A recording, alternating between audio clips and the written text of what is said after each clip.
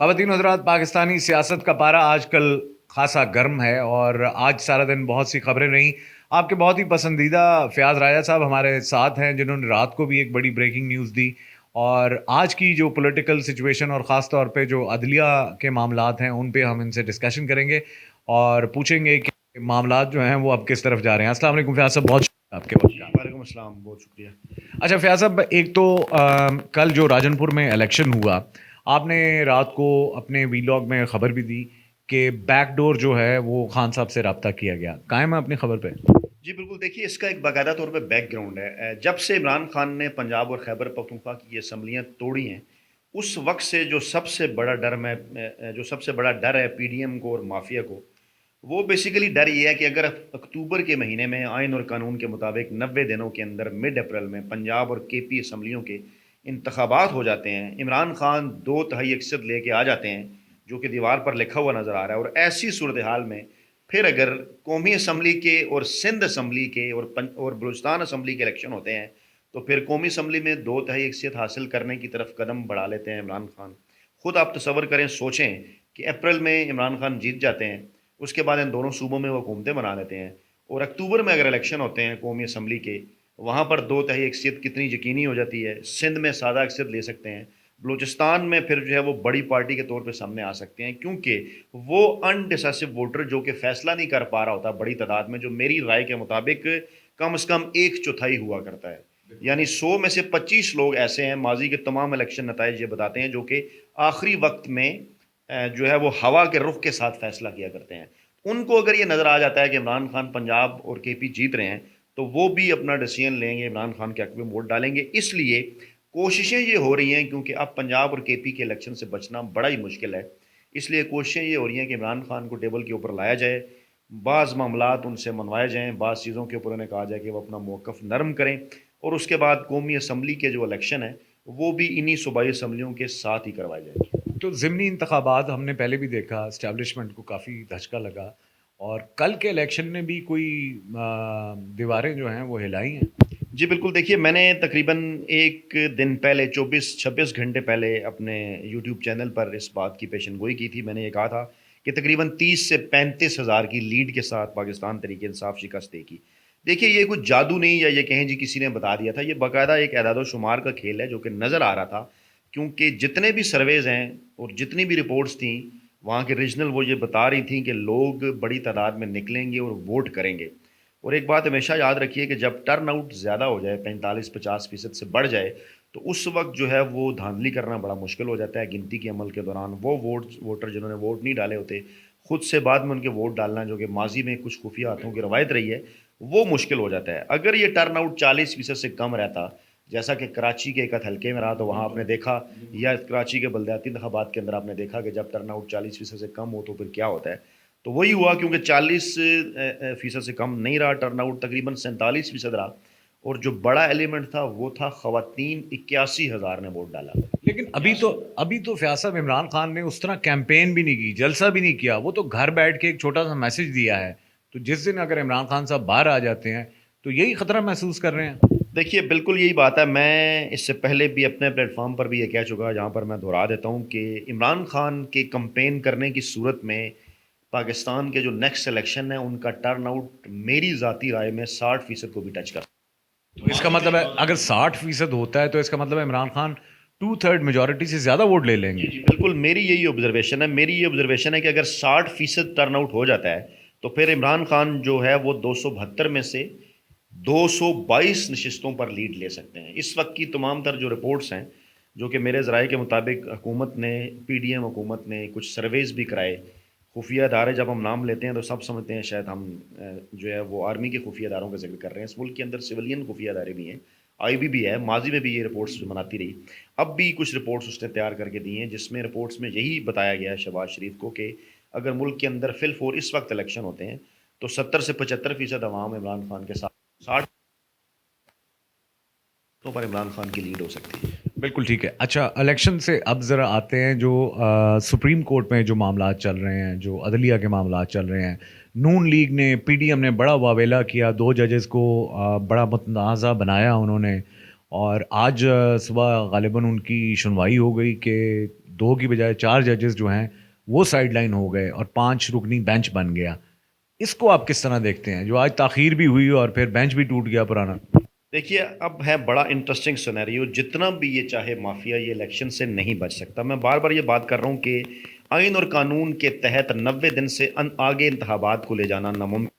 اور میری ذاتی رائے میں میرا نہیں خیال کہ سپریم کورٹ کا کوئی بھی جج اس کے خلاف جا سکتا ہے کہ آئین اور قانون کے تحت 90 دن سے انتخابات کو اندر لے جائے. آپ کو ایک مثال پوچھ رہے ہیں کہ جسٹس اطہر من اللہ اور جسٹس آفریدی نے خود کو کیوں بینچ سے کیوں الگ کیا؟ بالکل میں آپ کو بتاؤں اس لیے کہ اس کے خلاف وہ بھی نہیں جا سکتے تھے کہ 90 دنوں میں الیکشن نہیں ہوتے. تو اس لیے کیونکہ وہ یہ فیصلہ نہیں دے سکتے تھے کہ 90 دنوں کے اندر الیکشن نہ کروائیں, وہ اس لیے بینچ سے الگ ہو گئے. اور جسٹس اطہر من اللہ صاحب نے یہ سوال اٹھا دیا. انہوں نے یہ کہا کہ اسمبلیاں کیا آئینی اور قانونی طریقے سے ٹوٹی ہیں؟ تو سوال یہ بنتا ہے کہ اسمبلیوں کی تحلیل کو 45 دن گزر گئے, گورنر کے پی نے بیچ میں اپنا حصہ بھی ڈالا, نگران سیٹ اپ بن گیا, پی ڈی ایم عدالتوں کے اندر بھی نہیں گیا, وہاں نگران سیٹ اپ بن گئے, الیکشن کمیشن نے شیڈول کے لیے کہہ دیا. تو 1.5 ماہ تک کیا کسی کو خیال نہیں آیا کہ اسمبلیاں آئینی قانونی طور پہ؟ اچھا یہ تو پھر سوال اٹھانے کا مقصد بیسیکلی یہی ہے کہ ڈیلے کیا جائے, کیونکہ وہ جو گراؤنڈ ہے نا سپریم کورٹ کے سامنے. لیکن اطہر من اللہ سوال تو اٹھا گئے جسٹس منصور کے ساتھ. یہ بالکل انہوں نے یہ سوال اٹھایا نا, میں وہی کہہ رہا ہوں, انہوں نے سوال اسی لیے اٹھایا, میری ذاتی رائے میں ہمارے لیے بڑے قابل احترام ہے وہ, کیونکہ وہ یہ رائے نہیں دے سکتے تھے بینچ کے اندر کہ جناب 90 دنوں سے آگے انتخابات لے جائیں. اس لیے انہوں نے یہ سوال اٹھا دیا کہ کیا اسمبلیاں بھی ٹھیک ٹوٹی ہیں کہ نہیں. تو اچھا اب اگر ہم بات کریں کنٹروورسیز کی تو چلیں ٹھیک ہے, 2 ججز تو بقول پی ڈی ایم کے وہ کنٹروورشل تھے, وہ تو ہٹ گئے.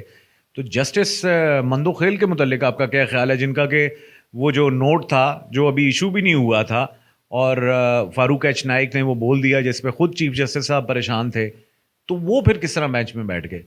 بات یہ ہے کہ جسٹس مندوخیل, جسٹس منصور, جسٹس اللہ اور جسٹس یہی آفری اختلافی نوٹ آئے ہیں. اب ہمیں سمجھنا پڑے گا جسٹس مندوخیل کا اعتراض جو تھا وہ کہ وہ دو ججز کہہ سکتے ہیں جنہوں نے خود 100 ووٹوں کے لیے درخواست کی ہے طریقہ کار پہ, تو وہ تو 2 جج. تو پیپلز پارٹی کے پاس کیا الادین کا چراغ تھا جو ان کو پتہ چل گیا؟ وہی کہہ رہا ہوں, وہ میں یہ کہہ رہا ہوں کہ میں یہ بات نہیں کہہ رہا کہ یہ درست ہوا ہے. نوٹ وہاں سے نکلا, چیف جسٹس نے آبزرویشن بھی دی کہ مستقبل میں خیال رکھیں گے, سوشل میڈیا پہ گردش کرتا رہا, یہ بات بالکل درست ہے. لیکن اس کے بعد جو کچھ ہوا اس کی شاید P D M mafia expect نہیں کر رہا تھا, کوئی ایسی روایت نہیں تھی. ان کا یہ خیال تھا کہ شاید یہ بینچ جب ٹوٹ جائے گا تو اس کے بعد یہ بینچ دوبارہ بنے گا نہیں. اور انہی روایات کو ماضی کی جو پہلے بھی موجود ہیں آگے رکھتے ہوئے فوری طور پہ نیا بینچ بنا, کانسٹیٹیوٹ ہوا. اب اس میں کچھ کوشچنز ہیں ہمارے سامنے. جسٹس منصور علی شاہ اور جسٹس مندوخیل جنہوں نے پہلے اعتراض کیا تھا, وہ اس بینچ کا حصہ کیوں نہیں بنے؟ وہ اس بینچ کا حصہ کیوں بنے؟ سوال تو یہ پیدا ہوتا ہے کیونکہ جسٹس منصور صاحب نے آج ریمارکس دیے جس کو کوئی بھی ٹی وی چینل نہیں کوٹ کر رہا. انہوں نے یہ کہا کہ آئینی اور قانونی طور پر چیف جسٹس کے بنائے گئے بینچ کے اندر ہر جج کا بیٹھنا ضروری ہے اور اس سے علیحدہ ہونا اچھی بات نہیں ہے, ماں سوائے کس کے کہ خود کو اخلاقی طور پہ علیحدہ ہو جائے, اعتراض نہیں. جیسے کہ جسٹس مظاہر اکبر نقوی اور جسٹس اعجاز الاحسن علیحدہ ہو گئے کیونکہ ان پہ سوال اٹھ گیا اور وہ اخلاقی طور پہ انہوں نے کہا جی کیونکہ پی ڈی ایم یہ سمجھتی ہے کہ ہم 22 ہیں تو ہم علیحدہ ہو جاتے ہیں. میرے خیال میں پی ڈی ایم کے صحافی چمچوں نے بھی اس پہ بڑی کیمپین کی نا کہ ان کو اخلاقی طور پہ ہٹ جانا چاہیے, تو اب جو وہاں بیٹھے ہیں وہ کیوں نہیں ہٹ رہے ہیں؟ دیکھیے میں وہی بات کر رہا ہوں, وہ تو اخلاقی طور پہ ہٹ گئے. اچھا 2 جسٹس اطہر من اللہ اور جسٹس جو ہیں یہی آفریدی وہ بھی ہٹ گئے. 2 ججز جنہوں نے اعتراض کیا تھا وہ کیوں بینچ کا حصہ ہیں؟ خبر اس کے اندر ہے. کیونکہ میری ذاتی رائے کے مطابق اب بھی جو فیصلہ آنا ہے 5-0 سے فیصلہ اس حوالے سے آنا ہے کہ انتخابات کو اب 90 دنوں کے آگے نہیں لے جا سکتے. اب اس کے مختلف اینگلز ہو سکتے ہیں. ہو سکتا ہے صدر کے جو شیڈول جاری کرنے کی جو تاریخ جو انہوں نے دی ہے اس کے اوپر جسٹس منصور یا پھر جسٹس مندوخیل کی کوئی آبزرویشن آ جائے ڈفرینٹ ان سے. لیکن میرا نہیں خیال, اگر آئین اور قانون کے مطابق چلیں تو ان 5-0 کا ان 5 ججز میں سے میرا نہیں خیال کہ کوئی یہ بات کہہ سکتا ہے کہ نہیں جناب الیکشن 90 دن سے آگے لے جائیں. کیونکہ قانون میں لکھا ہوا ہے. کیونکہ اگر یہ ڈیبیٹ ہو جائے اس نقطے پر اگر کوئی پہنچ جائے کہ نہیں جی اسمبلیاں غلط ٹوٹی ہیں, وہ ایک علیحدہ بات ہے. اچھا اس پہ آج تو سارا دن یہی بحث ہوتی رہی نا کہ اسمبلیاں توڑنے پہ, گورنر کے اختیارات پہ, اور کہ جی وہ اسمبلیاں توڑ سکتے ہیں نہیں توڑ سکتے, گورنر کیا کر سکتا ہے 90 دن. بلکہ ایک تو بڑی مذائقہ خیز بات ہوئی کہ اٹارنی جنرل جو خیبر پختونخوا سے آئے ہوئے تھے انہوں نے کہا جی کہ جو اپنا گورنر خیبر پختونخوا ہیں, انہوں نے یہ کہا ہے کہ 90 دن کا میرے پاس اختیار ہے کہ میں 90 دنوں کے اندر فیصلہ کروں. تو انہوں نے کہا بھائی یہ آپ کنفرم, تو پھر وہ پیچھے سے کوئی اور ان کے پاس آئے اٹارنی جنرل کو بولا کہ ایسی بات نہیں ہے, انہوں نے یہ بات نہیں کی ہے. جی بالکل, پہلے تو ہم اس کو یوں سمجھتے ہیں کہ 90 دن شروع کب سے ہوتے ہیں, تو 45 دن ہو چکے ہیں جناب اسمبلی کی تحلیل کو, پنجاب اسمبلی کی تحلیل کو, پیچھے بچتے ہیں 45 دن.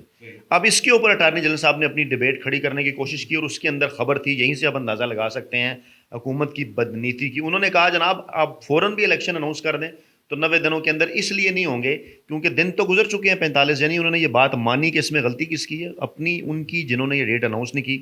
انہوں نے کہا جناب اب تو 13 اپریل کی جو کٹ آف ڈیٹ ہے اس میں دن ہی 45 رہ گئے ہیں. آج کل کا 28 فروری کا دن, 31 دن مارچ کے, یہ جناب ہو گئے 32 دن, اور 13 دن ہو گئے اپریل کے, کیونکہ 13 کٹ آف ڈیٹ ہے 45 دن.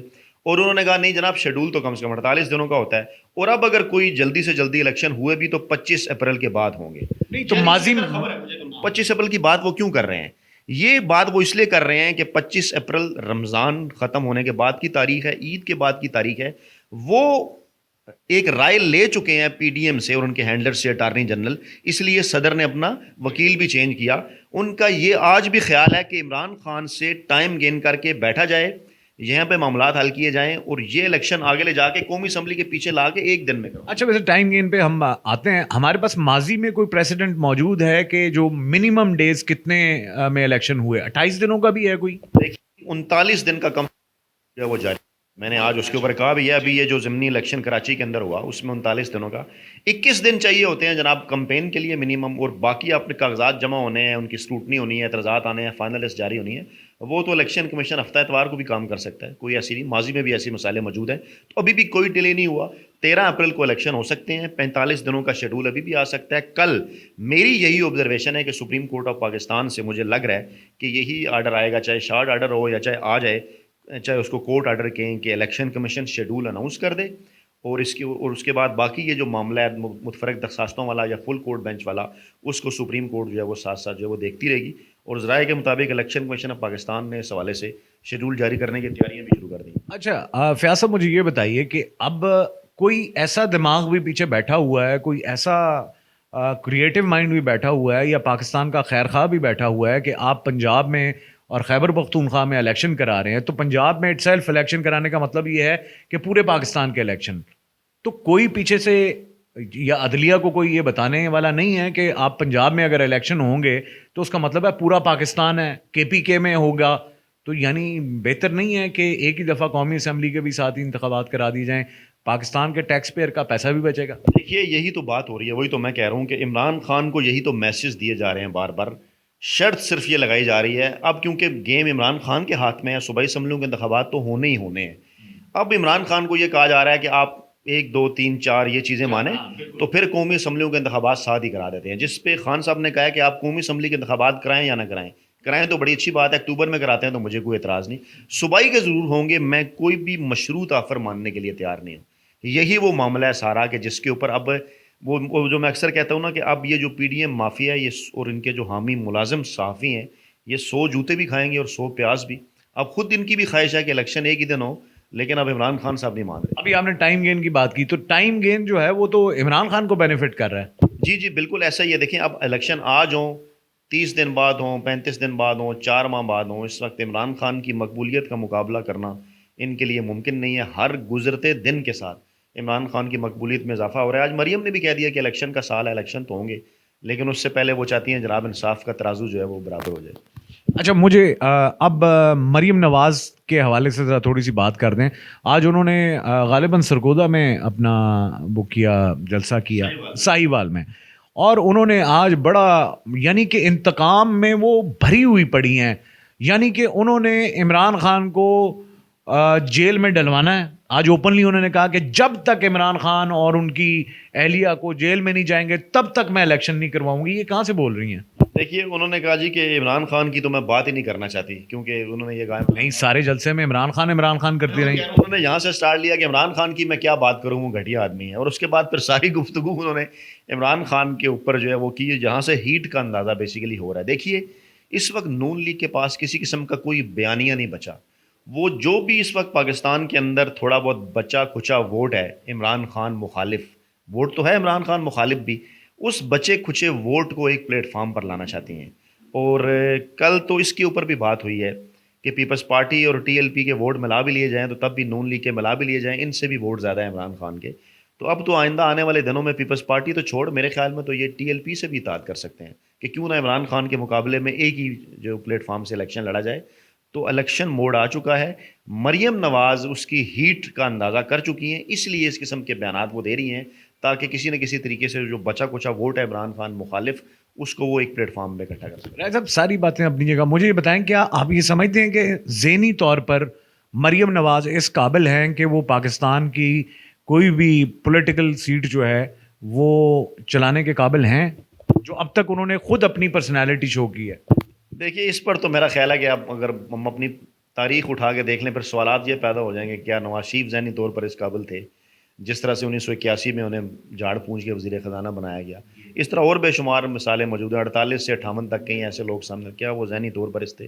تو جہاں پہ ذہن جناب کس نے دیکھنا ہے کہ ذہنی طور پر ہیں یا نہیں ہے، مقصد اور مطلب پورا ہونا چاہیے مافیا کا۔ راج صاحب میرا لاسٹ کوشچن، آپ یہ سمجھتے ہیں کہ کل جو ہے وہ سپریم کورٹ فیصلہ دے دے گی؟ جی میرے خیال میں چیف جسٹس آف پاکستان نے بھی یہی بات کی ہے کہ کل وہ اس معاملے کو نمٹانے کی کوشش کریں گے، اور میں اس سے پہلے بھی یہ کہہ چکا ہوں کہ فروری کے مہینے میں اس حوالے سے فیصلہ ہو جائے گا۔